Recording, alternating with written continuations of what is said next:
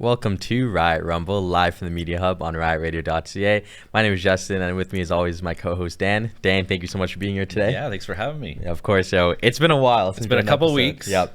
But a lot of wild stuff happened. I know. We've had some holidays, a close assassination of a president, but we've made it. We're here. Fine. We're here. Wrestling's still happening. We're here.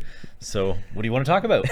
Well, we got a big week because we have the final Raw and SmackDowns before WWE SummerSlam this weekend from Cleveland. So I thought, why not? You know what? Today we'll give some predictions and also go over the Raw and SmackDowns. So it's going to be a big week because I didn't even realize how much stuff we had going into SummerSlam until this morning when we were talking about the show. Shocking. So we might as well jump right into it, go to Monday Night Raw. Now, this is a pretty good lineup for Raw. We have some big matches such as Sheamus versus Bronson Reed. We also have Xavier Woods finally taking on Karrion Kross in their rematch. Gunther's taking on Finn Balor, and there's just a whole lot of stuff to go on. I think I just want to start though with Sheamus and Bronson Reed. Another matchup between these two. I know they've had a couple of matchups. And honestly, this graphic though is really telling the story for us because we do have CM Punk, Drew McIntyre, and Seth Rollins. But we'll get to that momentarily for sure. But yeah, big matchup on Raw today, though. Will Sheamus finally get his win against Bronson Reed? Do we think that's going to happen? I hope so. I'd like to see Sheamus win. I think, they rushed him back with the injury to fill some voids after WrestleMania, and he hasn't really come out on top on too many occasions. So I'd like to see him get the big win. Yeah, for sure. I'm with you on that one. I love Bronson Reed, but come on, it's Sheamus, right? New music as well. Gunther, I love that is highlighted there. Gunther and Finn Balor, that's going to be a good match tonight. See, that's interesting, right? So obviously you've got Damian Priest, Gunther coming up. So, is Finn Balor going to try to hurt Gunther leading into this match? Is something going to happen? You always wonder why there's like a meaningless match heading into a main event where Gunther's got his title on the line. Why is he fighting Monday? Why is he fighting another member with Damian Priest? That's an interesting fight. Yeah, it'll be good. Honestly, I think just for the story, Finn Balor's probably losing tonight. It wouldn't really make sense for Gunther to lose going into his title match. But it'll be interesting to see if Damian Priest gets involved. I know he hasn't been. He hates when they get involved in his stuff. So we'll see if he stays quiet as well. There's so much going on with Judgment Day right now. They're intertwining into a bunch of other matches. So you got to think that something has to happen in there. It's not just going to be a straight match. Exactly. Yeah, I feel like since we've started the show, we talk about the Judgment Day quite frequently because they're just so hot. They're involved in everything, like you said. Another match I want to quickly touch upon: Xavier Woods and Karrion Kross. Do we see Xavier Woods join the Final Testament, or is this just going to keep going on and going on? I don't know. It should be interesting to see. I know Karrion Kross has beat 7 former champion, so he keeps winning all these meaningless matches, and I keep asking for something better. So I don't know. I really don't know what they plan on doing with him. There's so many other storylines going on right now that some of it's just, I don't know where they fit it in. It's going to be interesting to see because obviously the New Day are such a prolific tag team, but with either of them on the sideline, referring to Kofi and Xavier Woods, I feel like Xavier Woods would probably benefit from Kofi being out more. So I just want to see him maybe get something different, if it's just the same thing week in, week out, I'm just getting kind of sick of it. But who knows, maybe they walk out together, maybe they shake their hands at the end of the match. That'll be interesting as well. There's a women's tag team match tonight as well, big one, six women tag match between Lara Valkyria, Kayden Carter, Katana Chance, and then we have them taking on Sonya Deville, Zoe Stark, and Shayna Baszler. Now, I don't know about you, but I really like the tandem of Sonya Deville, Zoe Stark, and Shayna Baszler. I'm a big fan of all of them in different ways, and now they're just, they're finally coming together. I remember Sonya Deville specifically, I loved it when she was Adam Pearce's assistant, so she would make matches and stuff like that, and now she's back fighting, so I do love that. I was a huge Zoe Stark guy when she was with Trish Stratus, obviously. So yeah, I do think this tag team is pretty good, but this is unfortunately kind of a throwaway match. I just don't really see this leading to anything, really. I think it's just going to put them over. It leads to the main thing, which is Seth Rollins giving the referee instructions for Drew McIntyre and CM Punk. Yeah, this is going to be segment of the night for sure. Should be interesting to see. I don't know how much fireworks they're going to have. They're obviously pumping the tires for the big match on Saturday that we've been waiting for it's been 3 or 4 months of the CM Punk Drew rivalry. Legit. So Punk hasn't fought since Drew hurt him, right? Yes, he has not fought since he just got cleared, so this will be his first fight. is this just his second fight back with WWE? Because was that his first fight back? He got hurt. Yeah, so this is his first singles match, second match overall, because it was the Rumble. And yeah, this is going to be crazy. I was also going to make note, same with the Judgment Day. I feel like every show we always talk about these two in some way, shape, or form. Who's going to cause who next? When are they going to have their match? When is Punk going to get cleared? When's Drew going to get unsuspended? Because now that was also unsuspended. They're cleared, and as long as nothing bad happens tonight, we'll finally see the match on Saturday. I know. We'll definitely spin back on the match eventually, but I do think tonight, though, I think Seth Rollins is going to take a Claymore kick. That's my prediction. I don't really see CM Punk going after Seth Rollins tonight, but I could see Drew McIntyre trying to hit Punk and Punk moving out of the way. I love that Seth Rollins kind of has beef with both of these men, but I just feel like Drew McIntyre and Seth Rollins should kind of be in a cahoots, as much as like that doesn't really fit Seth Rollins' character. He's hated CM Punk for decades as well, or a decade it feels like, because you know they've had quote unquote beef since 2014. So I think CM Punk is kind of having the odds against him once again. But like I said, we'll go back to that match in a bit. One other thing too before we move on, we were talking about like where does the Wyatt Six fit in here, Uncle Howdy, and I'm wondering tonight Creed Brothers versus Otis. Does Chad Gable come out maybe, and then do we maybe get a Wyatt Six? It just popped in my head now. Yeah, honestly, that's a really good point. Spinning back to that, it just I love that the Creed Brothers are finally with Chad Gable, and considering that they've already, I guess, I don't want to even call it intimidated them. They ran scared from the Wyatt Six. So considering they already put an attack onto Bo Dallas, I could probably see that happening. I want to see them in the ring together, though, because I know last time we saw them all in the ring, the Wyatt Six together, but that by then the Creed Brothers left. I hope we see like Dexter Lumis's character attack someone. I feel like that would be good. On that note, too, is there anything left for Tozawa and Otis, do we think? Like... It's kind of unfortunate. I feel like Otis can fit in somewhere. I feel like Otis has enough like fan following right now, and he's got enough hype that he could fit in maybe somewhere else.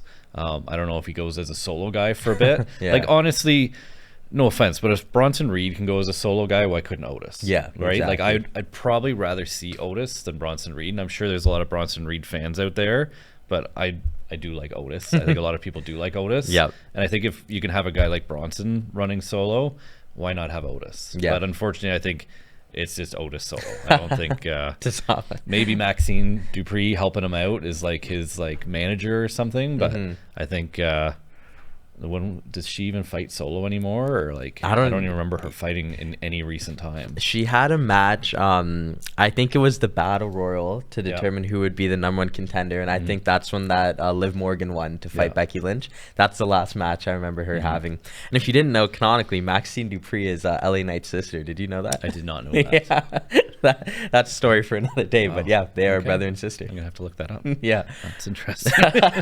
So maybe we see some Wyatt Six. Maybe we get some spooky stuff tonight. That'd be cool. Yeah, that'll be good for sure. Moving on now to Friday Night SmackDown this week. It almost seems like a mini pay-per-view. We're shocked. We're very shocked. We were just talking about this off the air. I don't think either of us realized that we were getting 2 title matches on SmackDown this week, both for the Tag Team Championships. Starting off, we got the Women's Tag Team Championships, seeing Alba Fire and Isla Dawn taking on Bianca Belair and Jade Cargill in their rematch.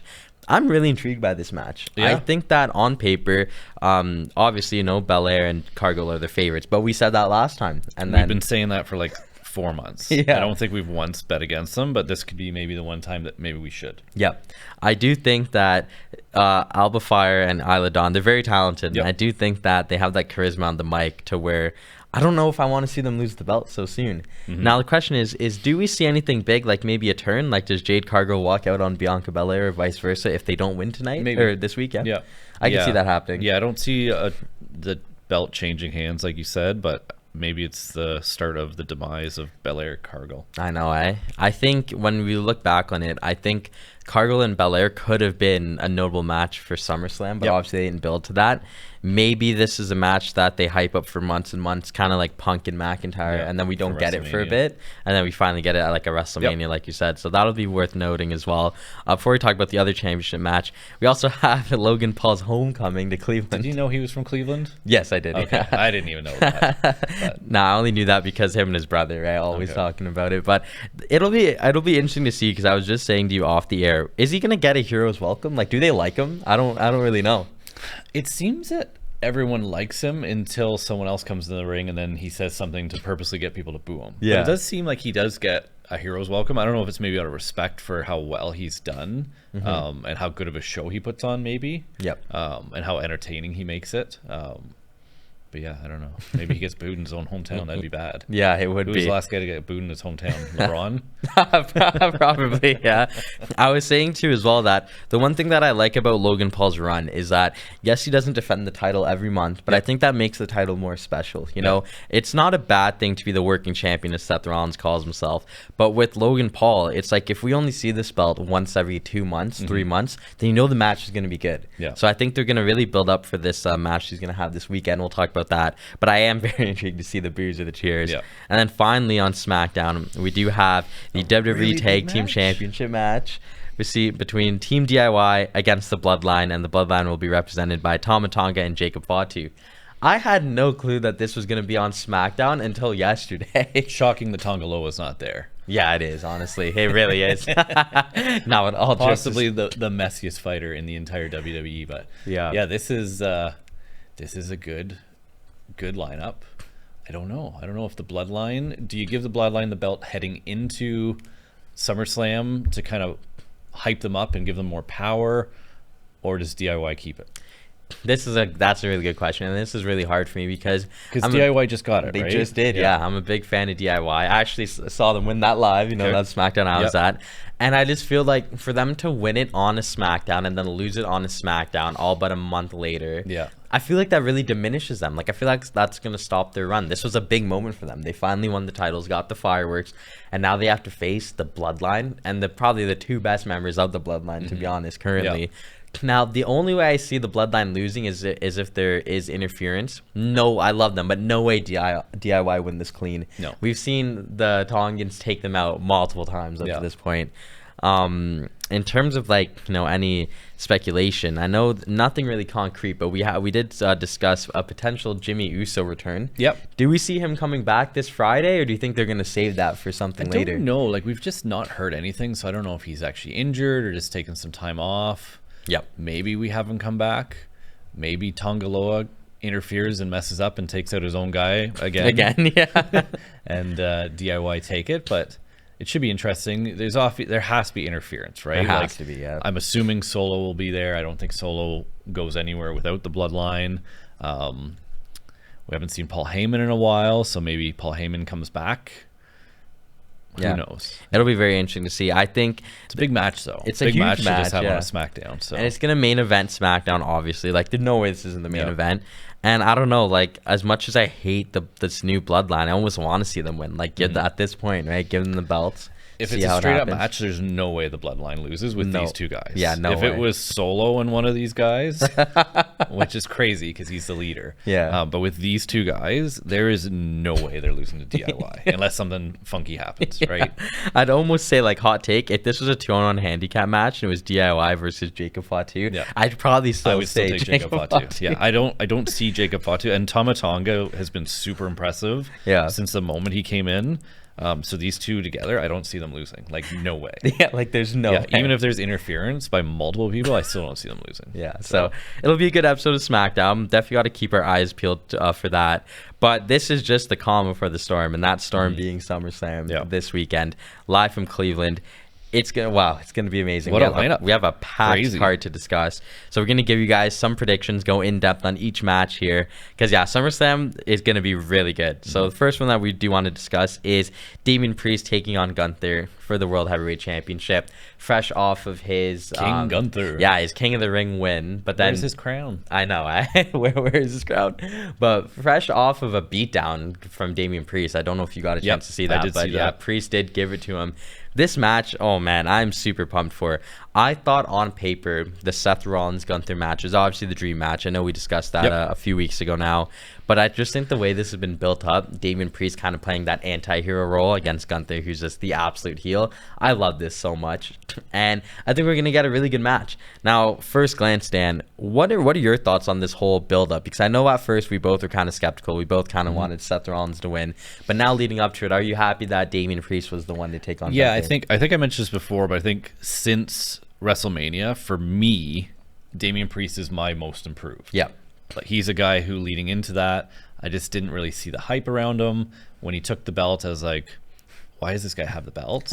And then what he's done, especially by himself without the Judgment Day, to me, he has been one of the best out of any of the wrestlers over the last couple of months. So I think this is a good matchup. I'm really interested to see what the outcome is and if Seth Rollins gets looped back into this storyline, because Damian Priest did say he would fight him again. So I don't know if that's a WrestleMania thing down the road, but I don't see Gunther beating Damian Priest. Okay, I just think Damian Priest has been so dominant in his run since WrestleMania, and he's been so focused, and he's gotten better and better and better. Unless one of his own members turn on him, I don't see him losing. Yeah, honestly, that's a really good take from you. I know you've been really impressed with Priest, like you just said. Now, I kind of have a similar perspective as well. So I love Damian Priest. I thought he's been killing it as world champion. I think if he beats Gunther, this will be the biggest win of his career, because Gunther's been like kind of that unbeatable villain. He's only lost 3 times since coming back. Funny enough, it's been to the 3 guys fighting for the Intercontinental Championship, with that being Sami Zayn, Ilya Dragunov, and Braun Breaker. So I know he beat Drew McIntyre, and that's obviously a huge win because Drew McIntyre is Drew McIntyre. But I think Gunther's such a hard test for anyone, because how do you beat someone that's only lost 3 times and only once on the main roster as well? You know, we count NXT, but he lost twice on NXT and then once on the main roster. Like, that's a wild stat. Wild. That's so pretty crazy. With that being said, I kind of think that not this is necessarily Gunther's match to lose, but it's almost lined up for Damian Priest to win, if that makes sense. Like it is his match to take, and this is really gonna elevate him. Because I'm with you. I think since WrestleMania he's been amazing, but a match like this to get this is gonna be nuts. So I'm excited for that. I just don't want to see the Judgment Day costume. I really don't. Yeah, and I don't know. Like, obviously, there's another match later on in the night where the Judgment Day will probably interfere and come in, or they almost have to. But we know they're going to interfere. We know that out of all the belts, we were just talking about this earlier, that one of the few belts that's not on the line, whether on Friday or Saturday, is the Judgment Day's Tag Team Championship, the Raw Championship. So the fact that they're not fighting makes you think that there's a reason, and they're gonna use this time to interfere. So yeah, I'm with you on that. Well, I guess we'll both lock in Damian Priest, because I don't want to go against him. So Damian Priest over Gunther, that's who we're taking. And it'll be really good to look at this match, or watch this match, this weekend, because it's just gonna be a banger. So we'll move on to the next one. As like you said, we do have more Judgment Day to discuss in a bit. But up next, we do want to talk about Bayley versus Nia Jax. Probably, unfortunately, the only throwaway match of the night. And I hate to say that. And I think for probably the last 2 months, you're like, when is Bayley going to finally lose the belt? She's been super underwhelming. I just think there's so many other women right now that are like high-flying, entertaining, exciting, good on the mic. And Bayley's, I just think none of any of those. I'm with you on that. So I think it's time for her to move over. And I think Queen Nia needs to win. I'm with you. Bayley kind of came in during an era where it was like the women's revolution. So we had Bayley, Sasha Banks, Charlotte Flair, and Becky Lynch. Those are the 4 horsewomen of the women's division. And now it's really interesting to see that Bayley's the last one standing, because obviously Sasha Banks isn't there anymore. Charlotte Flair is unfortunately tore ACL, I believe it was. And now Becky Lynch is on a hiatus. So it's kind of like, damn, you know what? Like, I'm really quote unquote disappointed, because I think that if it was any of the other 3, that it would not go like this, their run. So I really wanted Bayley to have a good championship reign. I just haven't been invested. I think that's the problem. Every other night that she appears as champion, she's either getting roasted on the mic, getting beat down, doesn't really look like the champion, you know? And even when she was beefing with Piper Niven was beating her down every week. So, yeah, I'm with you. I think Queen Nia finally has to win this. Now, I didn't get a photo of it, and I didn't really think about it, honestly, but do we see a Tiffany Stratton cash in? Because that's obviously, that's a possibility. Yeah, it's, I don't think about it. So we already lost one that was kind of wasted. It could happen. I'm a big fan of Tiffy Time, but honestly, Nia Jax and Tiffy Time, they're friends on and off camera.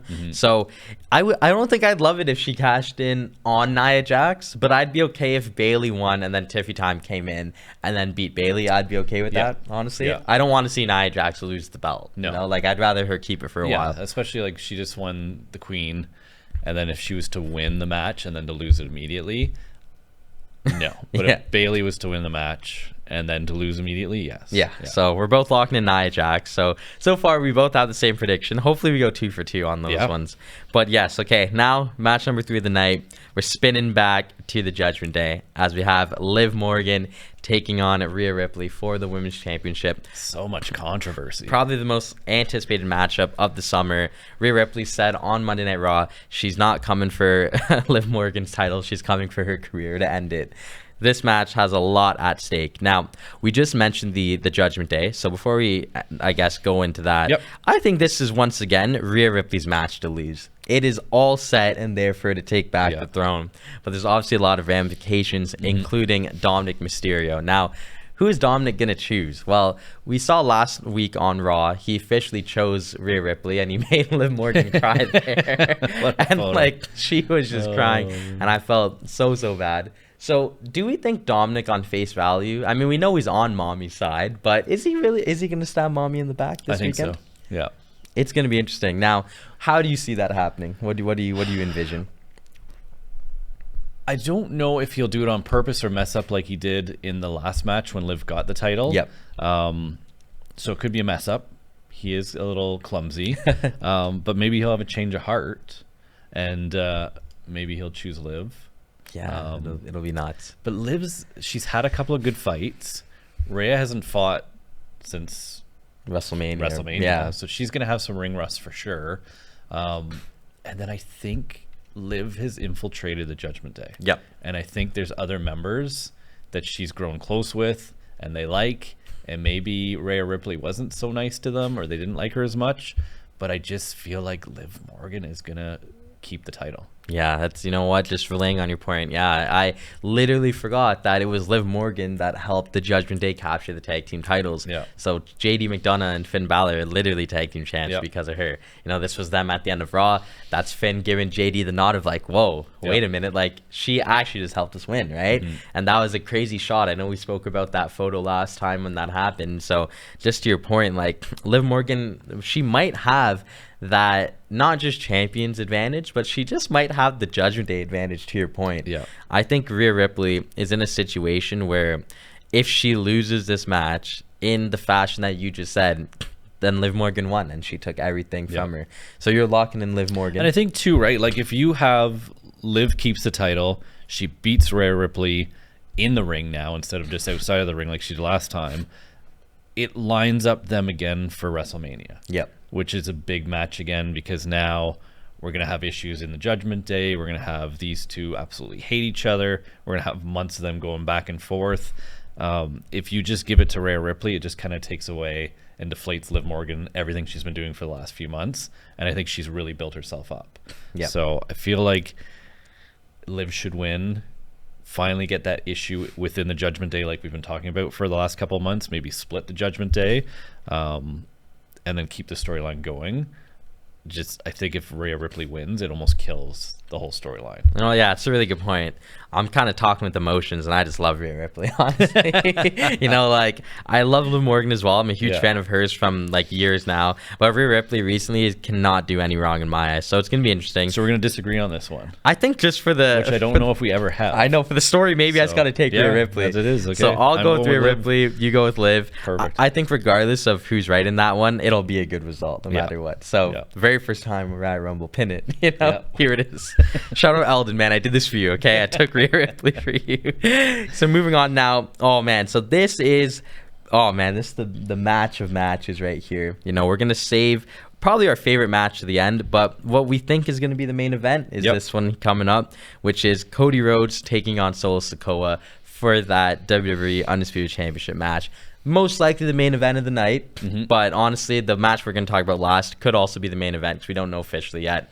But this match, I think week by week, gets a different spin on it for me. I think 1 week I think one thing, and then I watch SmackDown. I'm like, oh no, this will happen. And then Cody says this, and Solo says that. Where's your head at with this match on face value alone, given the past couple months? So, thinking in recent times and not looking at a more bigger picture, obviously you've got like the RKO guys in there, the Bloodline. The Bloodline isn't fighting or involved in any other fights in the night, so I'm assuming that if they're keeping with like the recent story, we're gonna have Randy Orton there, we're gonna have Kevin Owens there, we're gonna have the Bloodline. It's the bloodline. There's going to be lots of interference, but then we're going to have some surprises too. So I think on face value, you're going to have RKO, Kevin Owens, the bloodline fighting outside of the ring, inside of the ring. This fight's going to go outside the ring. It's going to go all over the stadium. It's going to be insane. There's going to be a massive beatdown. It's going to be a long match. I think the deciding factor is, what surprises do we have? Well, that's a great segue, because we have made some predictions for some surprises. So we kind of have now the good ending, the good surprise. Is this finally the week that we see the return of the tribal chief himself, Roman Reigns? Will he come back? The true tribal the chief. true tribal chief. He's been gone since WrestleMania, since we last saw him when he fell to the American Nightmare, Cody Rhodes, after we got the WWE Infinity War. That's what it seemed like, honestly. But in all seriousness, coming back down to earth, we haven't seen the tribal chief since WrestleMania. We've only heard from him because of his father's death, unfortunately. But besides that, we haven't heard from him at all. Is this finally the time? Now, we've speculated this since WrestleMania, that it would be SummerSlam, would be his return.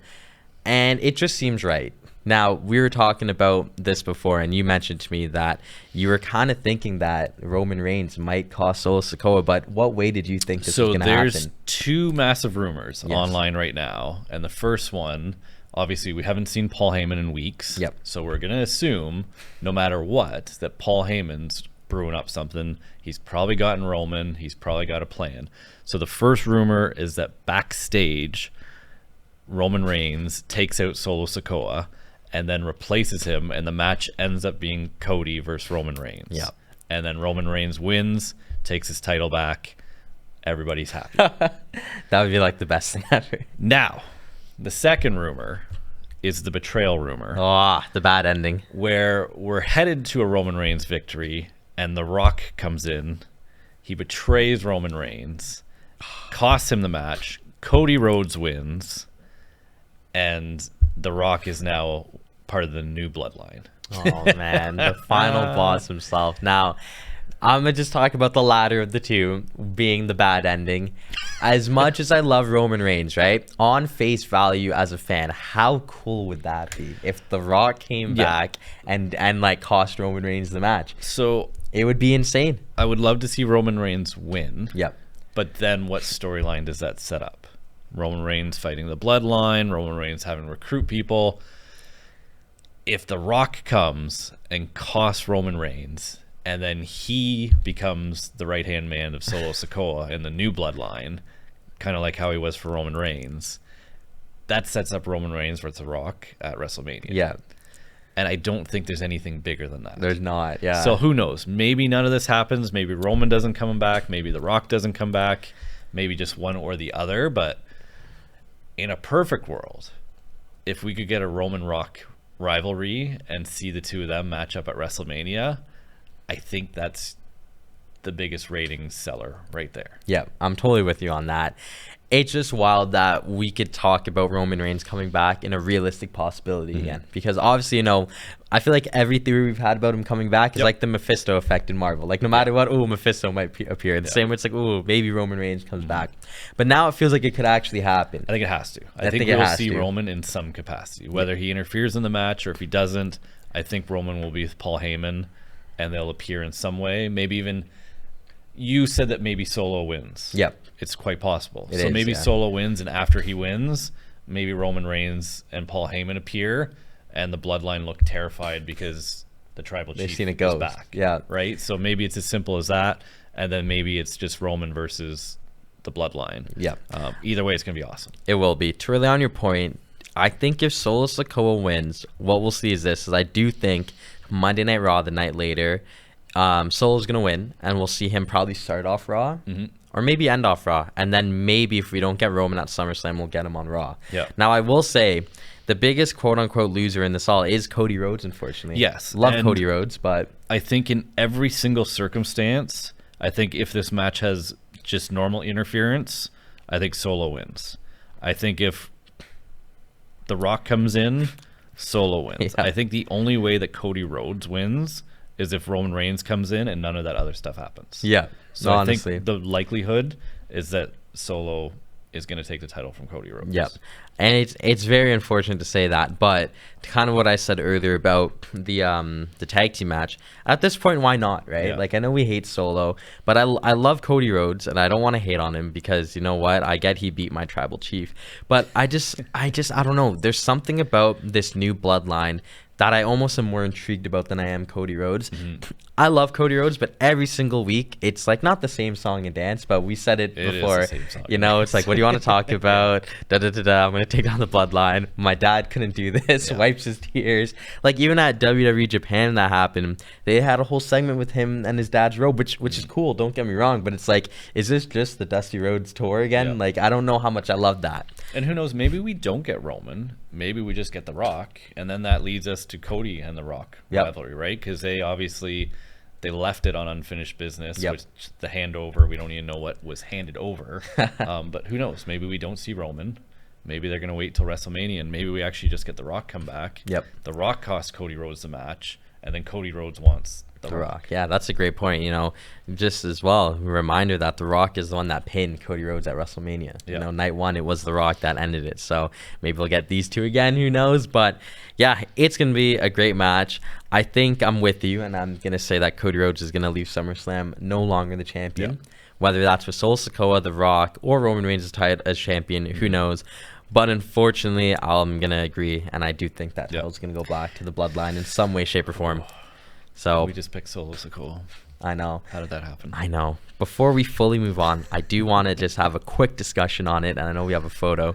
With the idea of Roman Reigns coming back, who is the real tribal chief? I know we're taking Roman Reigns, but are we going to see a situation of the elders turning their back on Roman? Because Solo's the presumed tribal chief now with the Ula Fala. Are we going to see Roman Reigns have to fight for that throne and that spot at the head of the table? Or are we going to just, okay, he's the head of the table? What do you think on that? I think he's going to have to fight for it. I think just what the Bloodline's done recently, they're actually like terrifying. Like, people are terrified of them. They've gone through and destroyed Randy Orton and Kevin Owens and Cody Rhodes a whole bunch of times. So I think he's going to have to earn it back. Yeah. So I think regardless then, because I also agree, I think regardless of whatever happens, before 2025, I think we will get Roman Reigns for Solo Sikoa, assuming Reigns comes back in some way, shape, or form. But that'll definitely be worth note alone, because that's been the biggest story right now is Solo Sikoa calling out Roman Reigns every week now on SmackDown. He did it again last week. He'll probably do it again this week. So that's definitely one to look out for. There's so many weird possibilities too, because Roman can't do it by himself. So he's going to have to team up with some other people.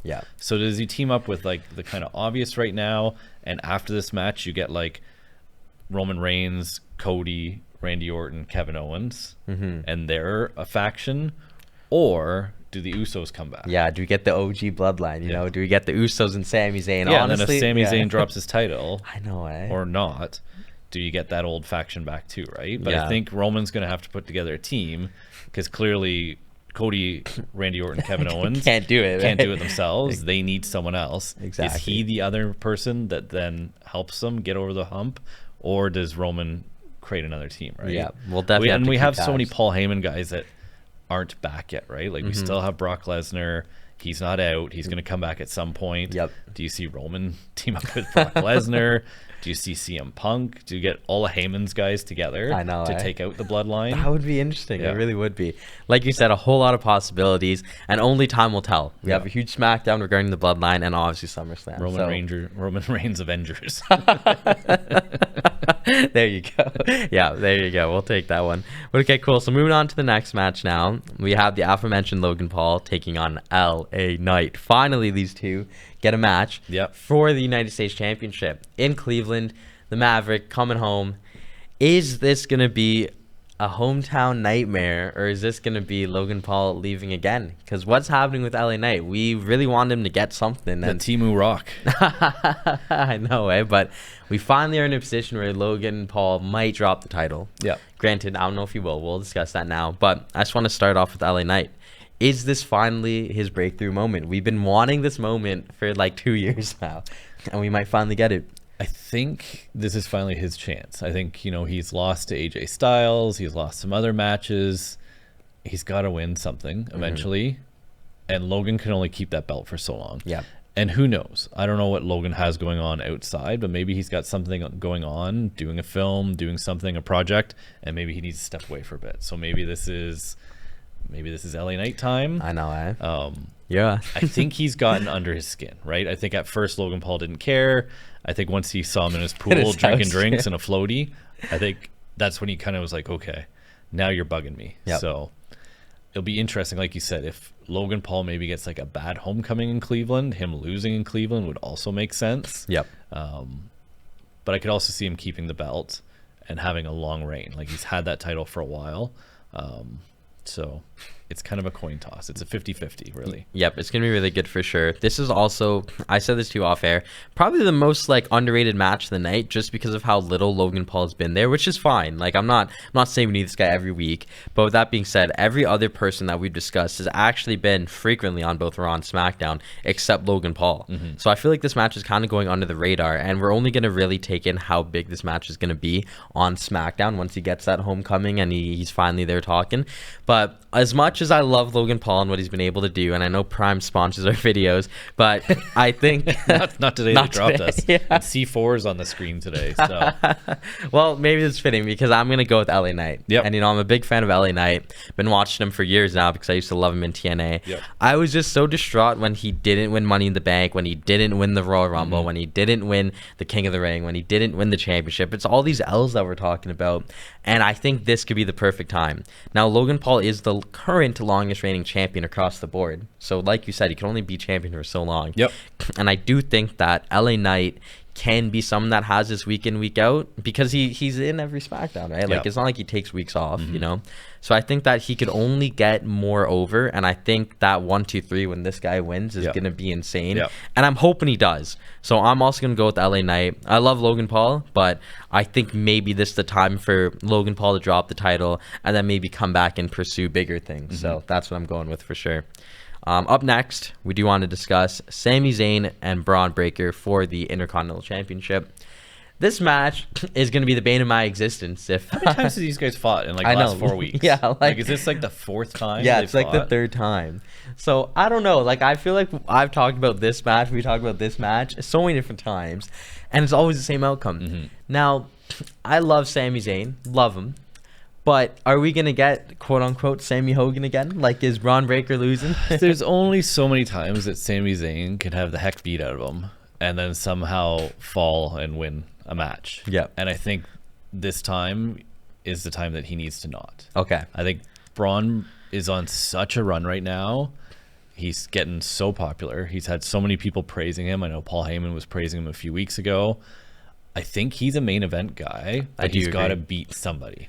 And Sami's had a long reign. He's defended the title a lot, possibly more than anyone else since WrestleMania. Yep. That's I think it's time for him to take a holiday, go with his family, sit on a beach somewhere, and I think it's Braun time. Yep, I'm with you on that. I don't think anyone would disagree with you, because I just think that Sami Zayn being the IC champion is great. Yeah. But not when you have guys like Dragunov and guys like Jey Uso and guys like Braun Breaker who don't have belts. You know. And that's a crazy thing, right? Like I wrote Jey on my piece of paper because I'm thinking, I didn't even think that. Where's Jey? Like Jey Uso is possibly the hottest ticket in all of WWE right now. Yeah. I actually saw, and I can't remember who it was, but it was one of the elders from the Bloodline, was actually saying that they're absolutely wasting Jey Uso right now because he is the biggest thing, and they haven't given him a title shot. They haven't given him a title. He should have won Money in the Bank. He should be winning something, and they're basically just throwing it away right now. Exactly. And I don't know what their plan is for him, but to not have him in an event like this is wild. It is wild. Every time he comes out, the crowd goes absolutely bonkers for him. Yeah. And maybe they don't realize how popular it is. They must. Like, they have so many analysts, but I don't know what they have planned for him. But same with this. Like, Braun Breaker. It's so popular right now. Comes from a great family line. The guy's a star. Like, if you just look at him, he's absolutely, like, built like a tank. He's electrifying. He's fast. He's strong. He's got the Frankensteiner he's doing. He's got the spear he's doing. Like, he's got the moves. He's got the look. He just needs to win. Yeah, I'm with you. I think all chips are going on Braun Breaker because he has to win. And I respect everything about Sami Zayn, but to everything you just said, he's such a natural star that for me, because I've been watching him since NXT 2.0, so I've just seen this guy progress, and I've seen him win the titles, lose the titles, be tag team champions, be a good guy, be a bad guy. Like, he is so versatile in his work that I don't think the main roster fans really understand how talented this guy could be once he is a champion. You know, he was amazing as NXT champion, led NXT 2.0 as the brand was called at the time, and just amazing. And I think Sami Zayn, I don't think from here on in his career, right, anything that he wins besides a world heavyweight title is not gonna like make me think he's better than he already is. He's an established wrestler, been going for 20 plus years. In my books, he's a legend. So with that being said, what more can this guy do? And I just don't want to see him put down Braun Breaker again and again and again. Do we know why Braun Breaker doesn't go by his family name?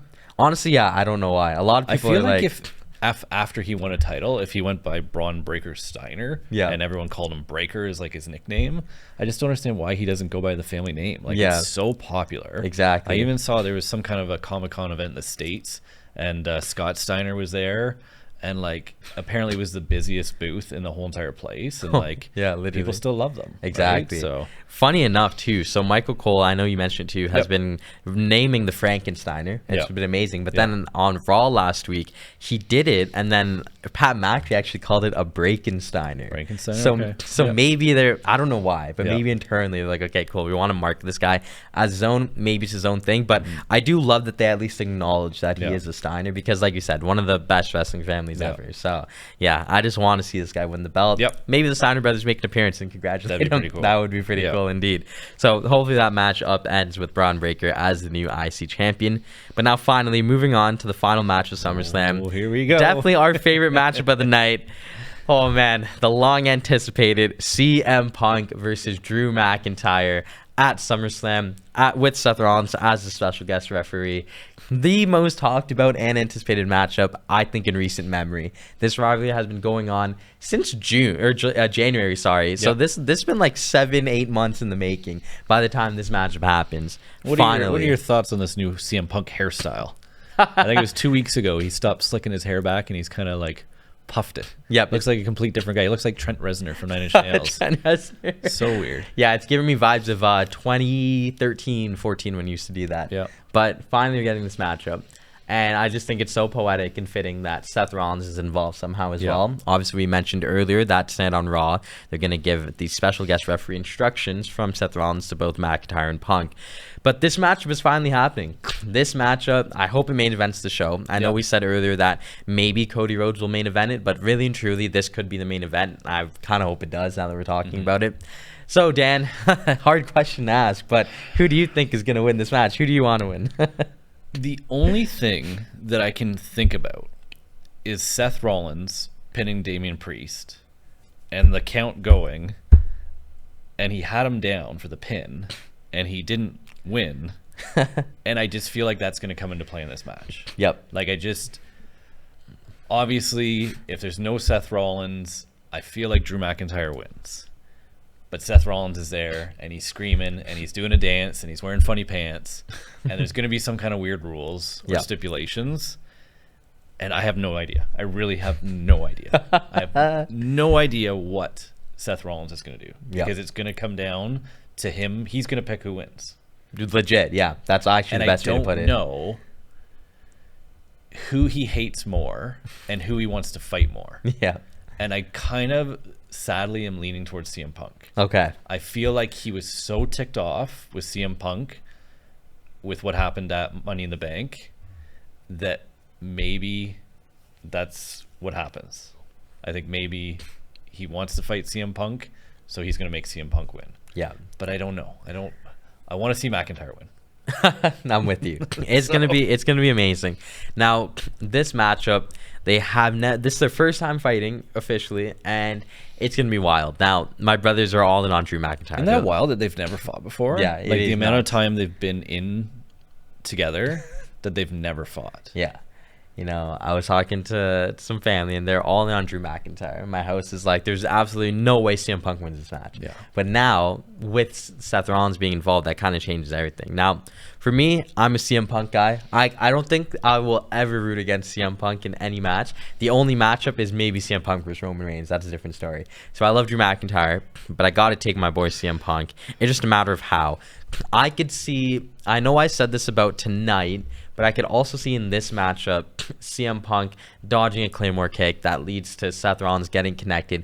And from there, you'll probably see a low blow, or you'll probably see a chair shot. And then maybe, just maybe, before CM Punk is about to win, Seth Rollins finishes it off and gives McIntyre a curb stomp of his own, And yeah, that might just happen. Yeah. And the luck might run out for Drew once again. Because this is probably the most unlucky wrestler on the main roster. So much stuff has happened to him. I feel like Drew's been dragged through the mud for too long that they gotta give him a W. Yeah. And I feel like Punk has like tarnished him so much, especially like causing him to lose in his own hometown. Yeah, in front of his wife. Yeah. You know. I think we're gonna disagree on this match too, because Yep. I'm gonna take Drew. You gotta I'm gonna go with my heart. He's right I there. love CM Punk, but that's the thing, is this storyline has made me dislike CM Punk. Yeah. So I think Drew's got to get the win. Seth Rollins is going to be the deciding factor, though, right? Yeah. So, but man, this is going to be a wild match. Like, is this going to be the main event, or? See, I think it should be. Yeah, this is the way they had it in order on the website. Yeah. So I'm not sure if this is. They have done it before, where they had Cody Rhodes earlier, and then it ended up being the main event. Yep.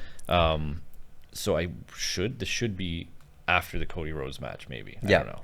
I think for who CM Punk is, for who Drew McIntyre is, and for who Seth Rollins is, this could easily be the main event if there's no bloodline interference that we talked about. Yep. Obviously, you know what? I feel like if that's the main event, then we might see a big return. But as soon as like Cody Rhodes' music hits and it's not the main event, you know this is finishing off the show. Now, if someone else was to interfere in this match, who do you see it is? Oh, that's a great Seth question. Rollins have somebody who absolutely hates him right now? Does CM Punk have someone? Like, I know CM Punk's been calling out John Cena. Yeah.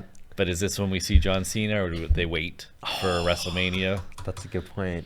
No, I'll do you one better. What if CM Punk wins the match, and then celebrations are going, and then it ends off with Cena's music hitting, and he comes down at the end, and they just have a stare down the way that awesome. Cena's done it before. That could be good. I didn't even think about John Cena. We got to see Cena eventually, but I don't know if it's now or if it's going to be WrestleMania. Yeah. Because they got to get him ready for... Well, WrestleMania next year is in February? End of February? Yeah, it's end of February. Okay, so maybe we do need to see him before then. Yep. Because he's supposed to be fighting throughout all of 2025. I think like 40 plus events and all the main events. So if we didn't see him in SummerSlam, I guess WrestleMania would be our next opportunity to see him before 2025. Yeah, I believe so. Because I know we do have Survivor Series coming up, which is always good. I'm assuming they'll do... Actually, I don't even know what their final pay-per-view is going to be, because I think they scrapped TLC. Yeah. And then we got the Royal Rumble, obviously, in January. So, yeah, honestly, this could be it for John Cena. This could be the time we see him again. See John Cena, too. Yeah. Could you imagine if we get The Rock, Roman Reigns, and John Cena with this lineup on paper? I know, eh? Like, this is going to be Massive. nuts. Like, they always call SummerSlam a mini WrestleMania, and I'm glad we're able to do an episode this week to discuss it, because this is such a stacked card. Yeah. On paper, probably the second best card besides Mania itself this year, and that's how it should be, right? So they almost could have split this into 2 nights and done a 2-night event. Yeah, they could have, honestly. But yeah, so I'm locking in CM Punk. You're going to Drew McIntyre to end it off. Yep. So we do have some good predictions from both of us, and it's obviously nice to talk about, because next week when we come back, we'll see who is right and who's wrong about some things. We'll see if we were both right about other things as well, hopefully. So yeah, Dan, thank you so much. I think that'll do it for us today. Make sure you guys check out Monday Night Raw tonight and see what happens. And yeah, we're going to be glued into the TV this weekend for sure, because SummerSlam is going to be massive. So thank you guys so much for watching. Thank you again, Dan, as always. And yeah, had so much fun doing this episode today, giving you guys our SummerSlam predictions. But don't forget, you could follow us on social media at DCSA Media Hub, and follow us on Instagram at Riot_Rumble. So my name is Justin, this has been Dan, and thank you guys so much for watching.